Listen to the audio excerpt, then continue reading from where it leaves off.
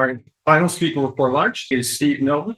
Steve's handiwork has been appearing in NAVA mailboxes since 2018. He is, and always will be, the founding editor of Excel, which owes much of its quality and verve to him.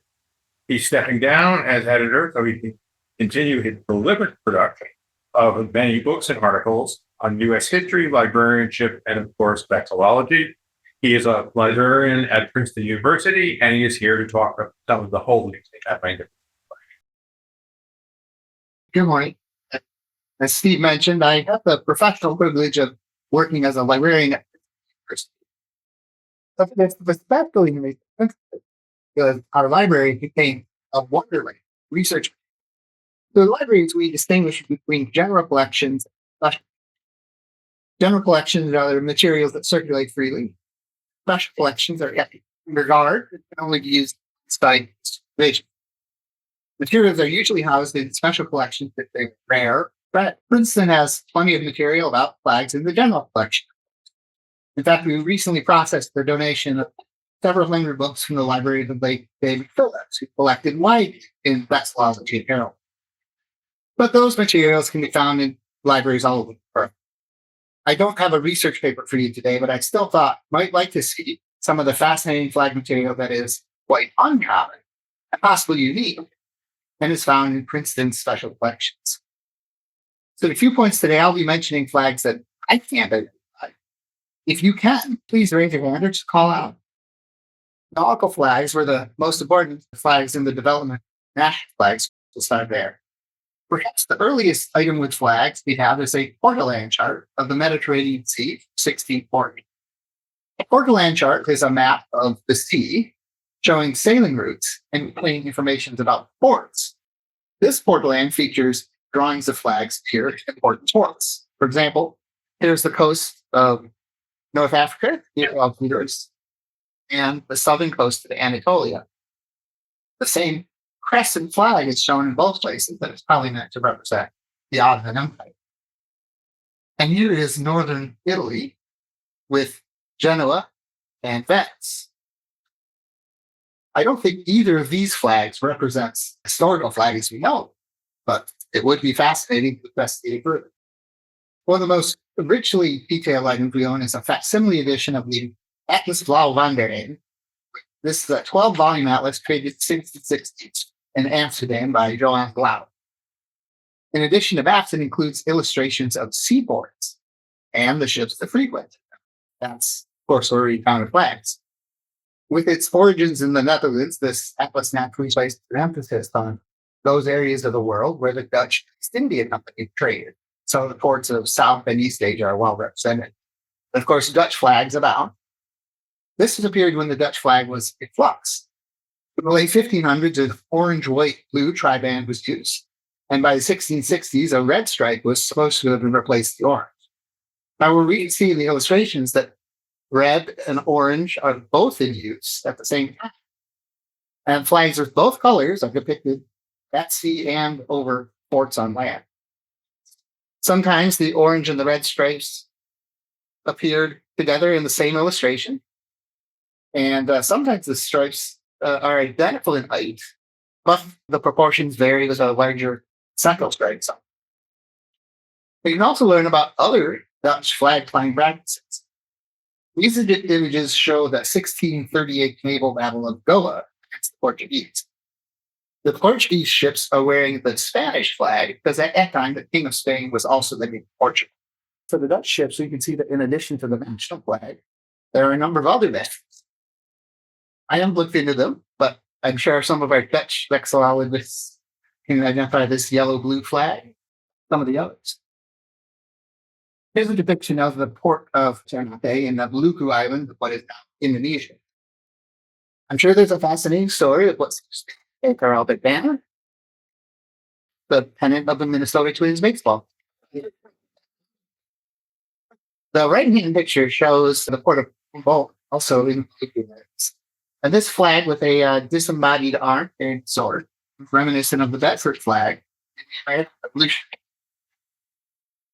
Other nations' flags are also seen in saddles. This is a depiction of the siege of Malta in 1565. Shows the Ottoman Empire's engaged with the ships of the Knights Hospitaller. I've usually seen the knights depicted with a Maltese cross, but this is probably a cross motif. And the Turks have crescents, as you'd expect, but this blue background is unfamiliar. This image is created a century after the event, so I question facts. Elsewhere, we do see plenty of Ottoman flags, as we're accustomed, but it appears that a swallowtail birch was used offhand for Ottoman forts. And there are plenty of flags that are mysterious to me. I'm sure some of you might be able to reveal this identity, or perhaps I could do some more reading. But this is a series of Spanish forts in the Philippines, and they're flying this red cross flag.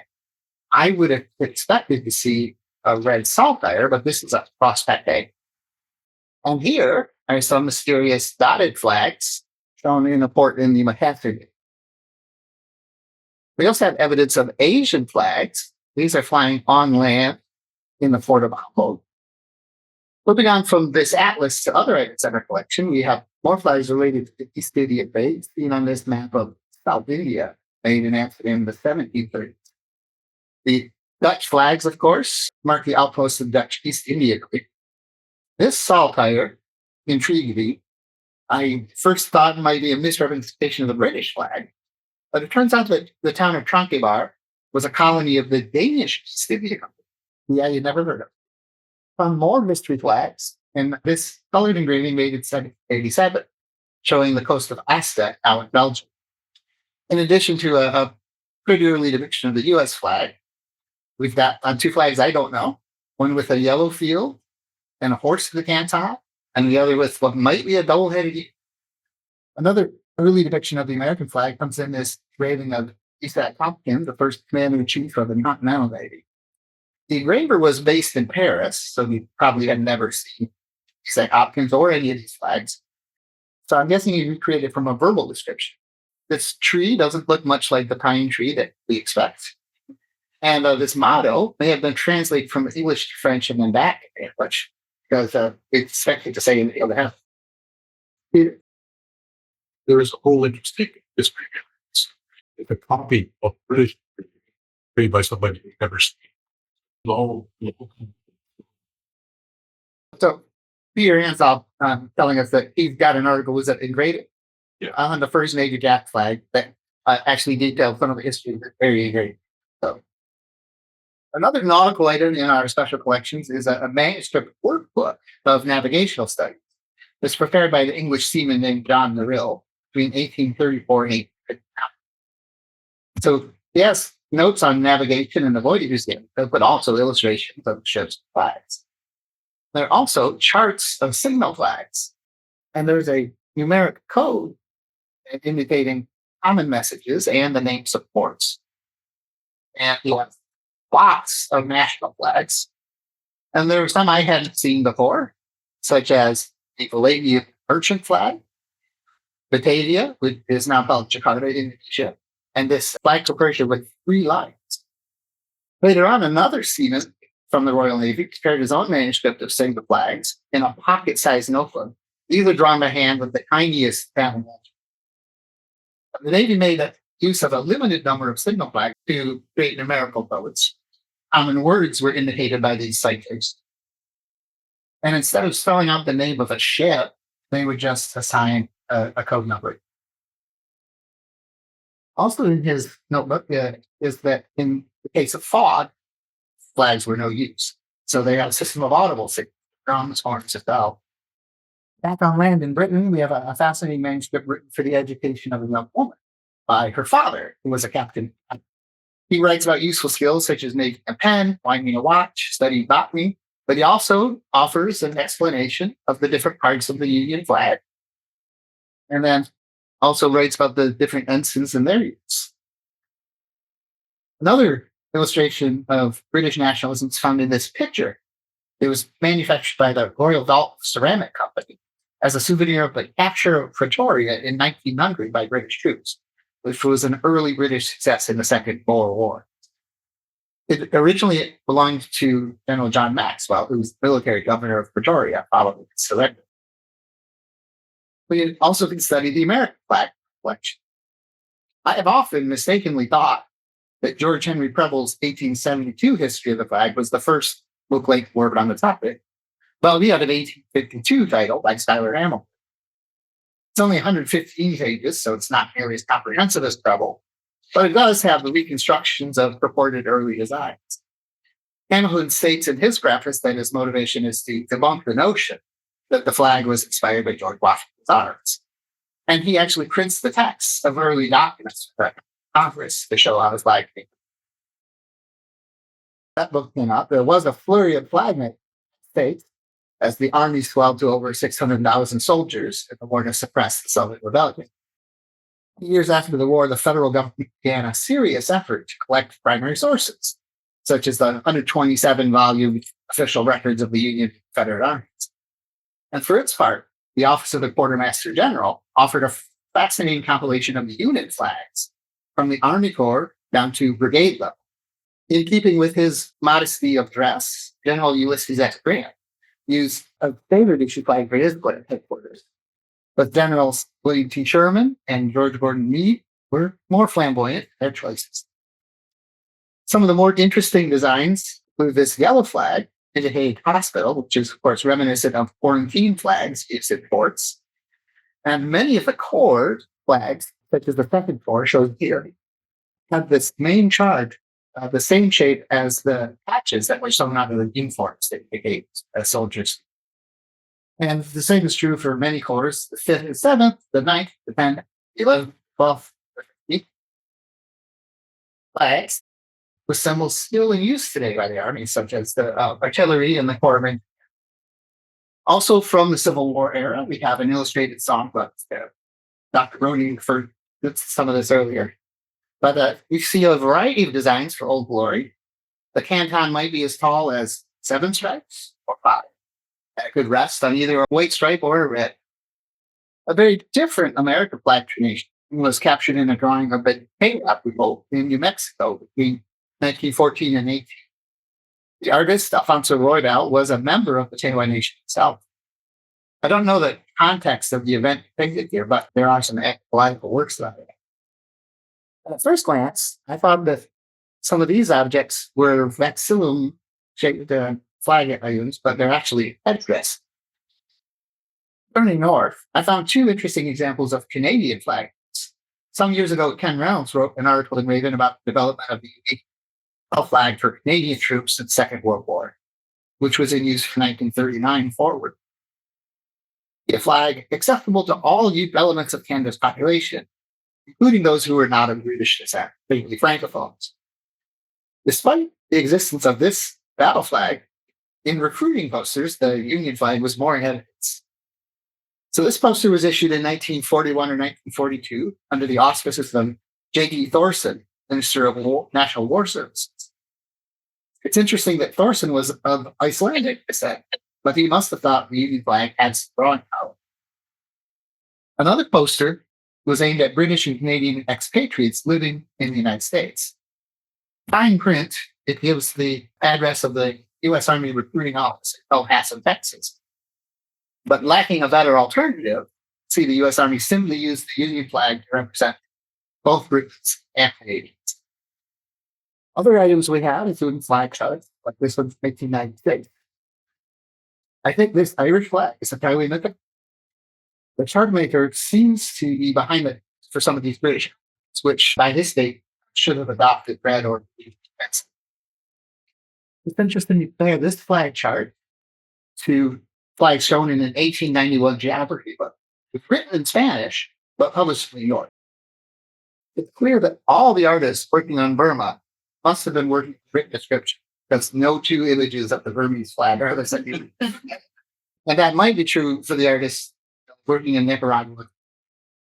One especially strong part of our special collection is called the Knowlton Children's Library. It has more than 80,000 works of children's literature. An interesting series is a set of Chinese language for elementary schools from 1912, which is the first year after the overthrow of the last emperor. This book is for the earliest readers and has only pictures. So we surmise it must have been an instructor's manual that gave the teacher prompts for discussion of the pictures. And there are 2 pictures of flags, the national flag in full color, then the army flag. We can imagine teachers instructing students in symbolism of these banners. Books for slightly older readers include simple text. This image shows a schoolhouse flying the national flag and then a banner with the name of the village, which in this case is Kaye. And we also see students engaged in physical activities, which would encourage preparedness for later soldiers. More advanced readers are given short stories that illustrate character traits to be cultivated. So in this story, illustrating patriotism, the 12th century general Yue Fei is shown bearing a flag with the character form order, as in a military. Although he was a successful general, Yue was famously obedient to the emperor, even when it meant being person suffered. The theme of persistence through hardship is demonstrated with the story of Christopher Columbus, whose ship and flag are gone. And that is Abraham Lincoln here. Story concerned with trying to rescue a pig fallen in the flood. We also have some children's books from this is the cover of Military Songs for Fighting the Qing Dynasty, published in 1894 during the first Sino-Japanese War. The flags at the top are labeled Navy flag, Army flag, Hinamaru, or Ball of the Sun, which is the national flag. And this flag is labeled, quote, National Japanese Flag. I haven't seen other sources that show the left or the rightmost flags. The second Sino-Japanese War produced a book in 1938 called The Great Victory of the Japanese Army. And it depicts along the top the flag of the emperor and the royal family. Third row, naval rank flags. The rightmost being the Minister of the Navy. There are flags for lower ranking officers. The bottom row has this flag, which my translator couldn't figure out how to say in English. Another children's book is from mid 20th century Belgium. The reader would paste in stamps of flags next to the depiction of the army. Information about the flags isn't necessarily given, but a postage stamp. There are considerable artistic liberties taken with some of the flags shown. Bringing our tour of flag books full circle to the 17th century, I found a 1644 book containing images and discussions of flags of the Holy Roman Empire. There are three portraits of the Duke of Württemberg: Ulrich III, Ulrich VI, the Well-Beloved, and Abraham V, the Mere. Their arms are shown evolving over time, but the banners they display are not armorial banners. Instead, you can see the banner depicted in the flags of Eberhard, and this is something called the Reichssturmfahne, or the Imperial Storm Flag, which is awarded to the nobility for valor in battle. That signifies the right of first contact with the enemy. So we also have some flags. This was a flag owned by a missionary to China in the 1860s. This was a bicentennial flag of Albany, New York. So it's got Holden New Dutch flags, British American symbolism. This is still the skill of Albany, and I have no idea what it's representing.